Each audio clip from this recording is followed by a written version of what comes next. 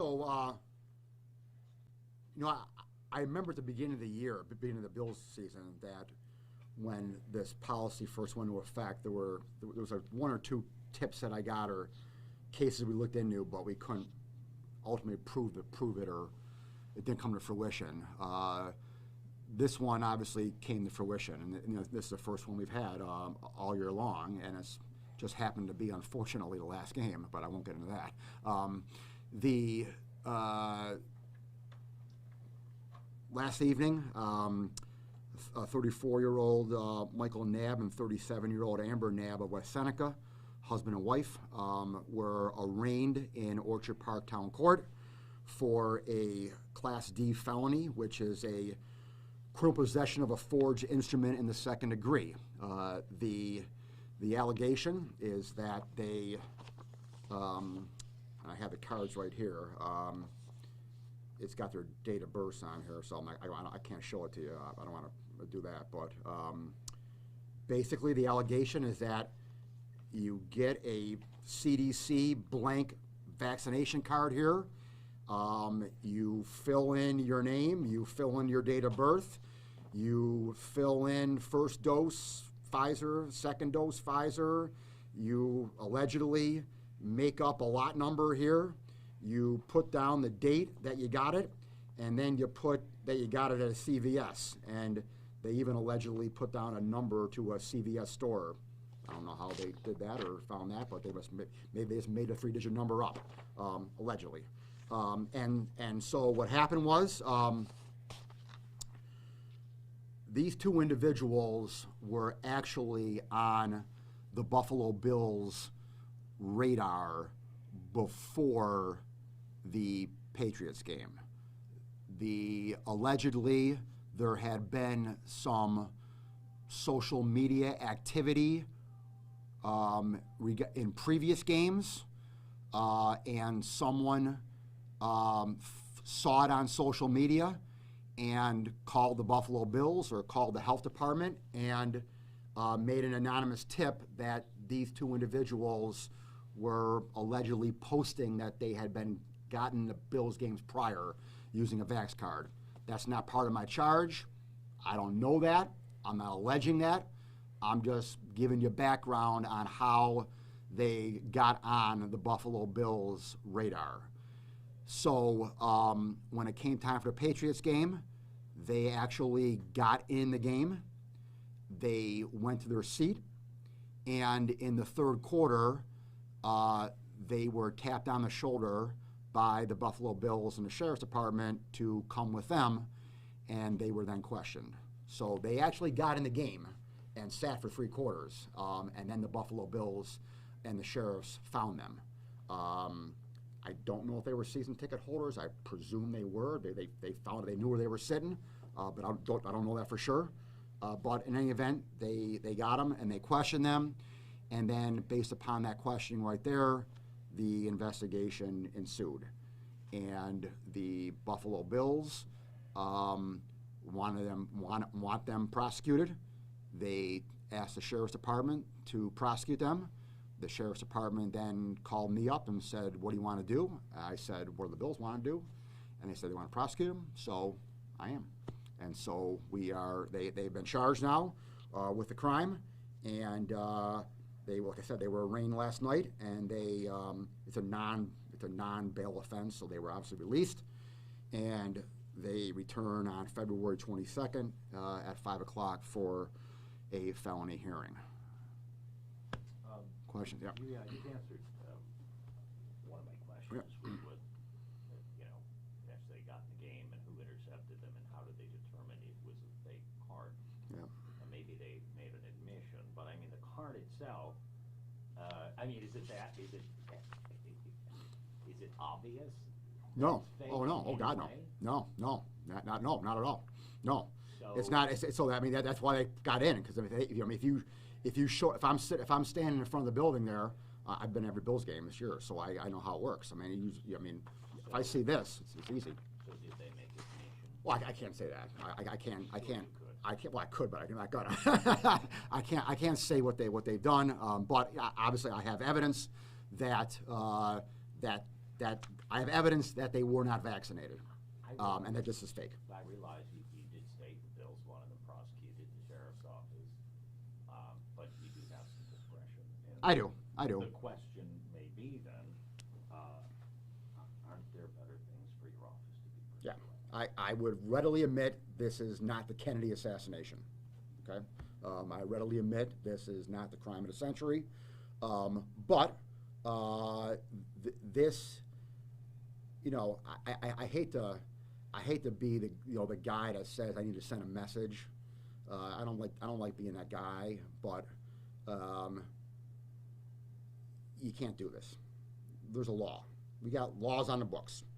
I personally don't believe in coming out and saying that I'm not going to prosecute anyone who does X law. I don't believe in that because, quite frankly, I took an oath to defend the Constitution of the state of New York and the laws of the state of New York, and if a law is on the books, then 9 out of 10 times I'm going to prosecute it. I obviously have individual prosecutorial discretion where I can just say, you know what, I'm not going to do this. But in this case, I said I am going to do it. I'm going to prosecute them. Now, am I going to send them to Attica? No. All right, but they're going to go through. They're going to get prosecuted. If I may ask. Oh yeah. How do you prosecute this? I mean, because on one hand it's a new law, on the other hand it's an old law, criminal possession of a forged instrument. Correct. So does this get prosecuted like as if somebody had a fake driver's license or something? Yeah. Same. The problem is, the reality is that I didn't need the new law to prosecute this case. Because the old, like you said, astutely, the old law said clear, if you forge a instrument, a legal document, you are guilty of this crime, okay? And obviously, a CDC card is an official document, and so, I had them even before the new law. All the new law did that was enacted in December was, specifically point out that a CDC vaccination card is in fact a written instrument. It just clarified it, obviously. But at the end of the day, I really didn't need that. So in this case here, it's not really an old law versus new law. That really didn't come into effect at all in my mind. I basically had him with the old law, and quite frankly, I had him with the old law because we did investigate a couple of cases early on at the beginning of the season, like I said earlier, that never came to fruition because we just couldn't prove it. So under that, I had the old law. So in this case, it's not really an new law, old law kind of thing. Social media activity. So you're alleging that one or both of these individuals were posting on social media, "Hey, we got into the Bills game with a fake vax card." No, I'm not alleging. Not legally alleging, but correct. That's what you're telling us is part of the narrative. Yes, correct. That's how they got on the Bills' radar. Okay. So, well, yeah, they got on the Bills' radar. Someone saw it on social media, and then called the Bills. Which was posted on social media by the suspect or by the defendant. Allegedly, but I never saw it. I don't know. I mean, This is what the Bills have told you? Yes. Okay. And the sheriff's department, yes. If they don't post this on social media, and we hear and see it on social media throughout the course of this Bill season, posts similar to the ones you're describing, if there is no posting on social media, do they get away with doing this? Probably. Yeah. Okay. Yeah. I mean, unless someone take them out of the equation, okay? Just take anyone who, again, let's be honest. I mean, there's probably many others who did this as well. Unless those individuals, like, specifically told someone, like they didn't use social media. They're at a bar, and they're bragging at the bar, "Hey, I got in tonight, I got my fake vax card, and they say something at a there, and someone overhears them, and then calls the sheriff's department. That would be one way to catch someone. There are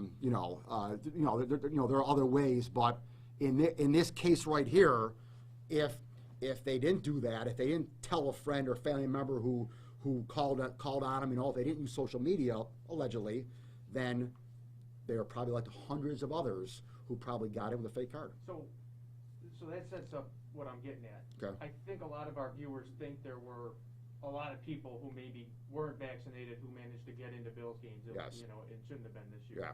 You said hundreds. I don't know if you actually think it's hundreds or if you were just.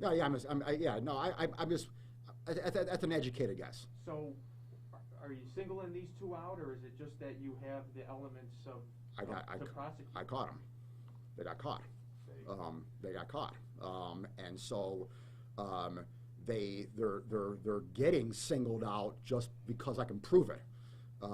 That you know, is it fair to, you know, make them the poster child of everyone else who got in this year, you know, not only in the Bills game, but across the country and stadiums, you know, throughout the NFL season? You know, in a big scheme of things, it's probably not fair to do that. And so I think everyone knows I'm a fair person. That will be on my mind as this case goes along.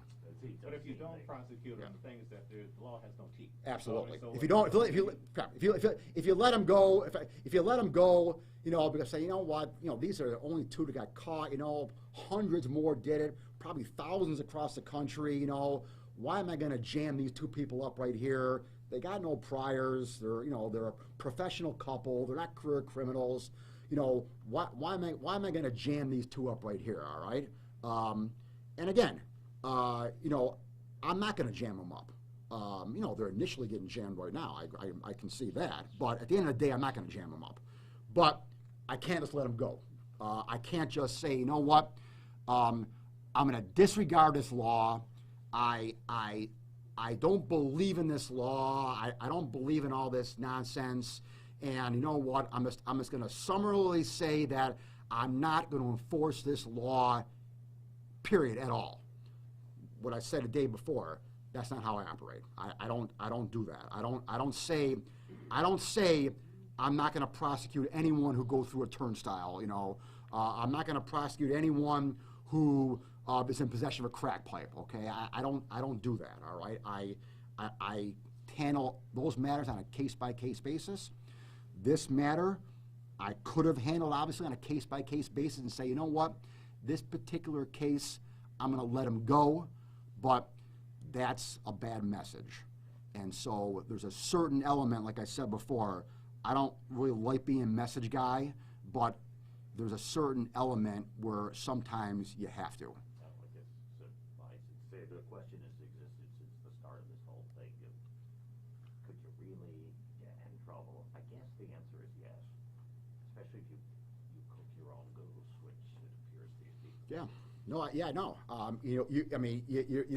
The answer is yes. Now, the answer, you get into the whole fairness point of view of this and how and what, you know, what's the right thing at the end of the day. That is the next decision that I make, you know, going forward. You know, how do I fairly resolve this matter,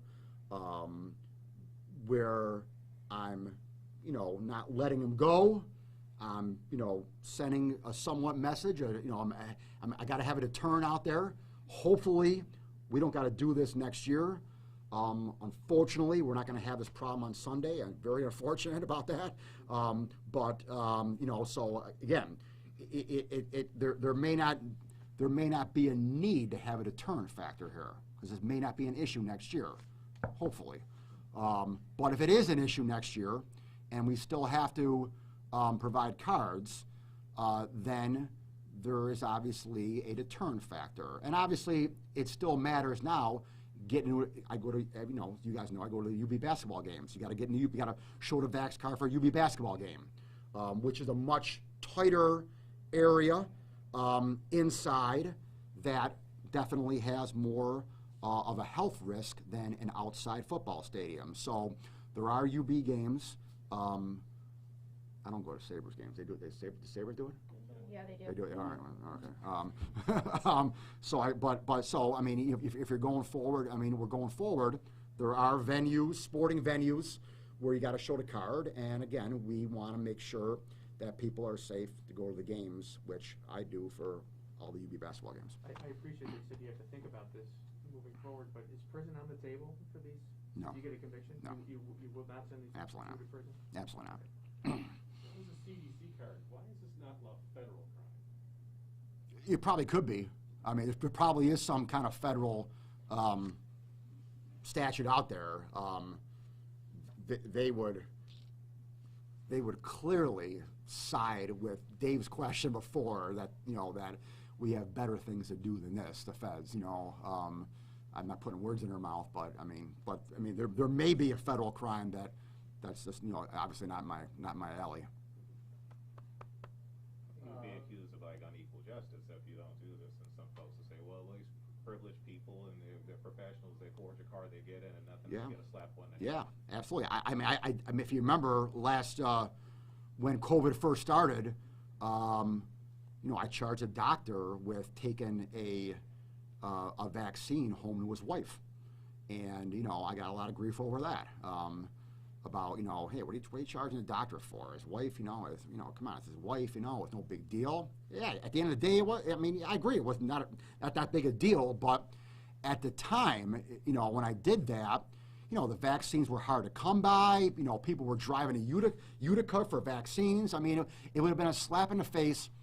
My rationale back then, a year and a half ago for that case was, my rationale was it would have been a slap in the face to everyone who drove to Utica, to Syracuse, to Albany, wherever, to go and get a vaccine. It would have been a slap in the face to everyone who, was eligible for the vaccine and had to wait their turn.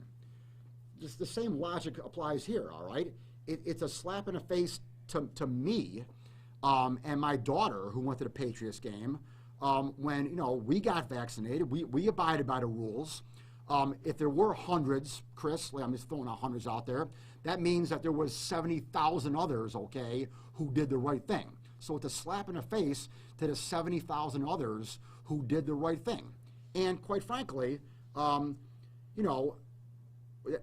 to drill down to a personal level here, but I'm not, me and my kids have all had it, all right, COVID. So, but the risk is still there, and while my daughter is not going to get sick probably, what's going to happen if she catches COVID? She's a senior in high school.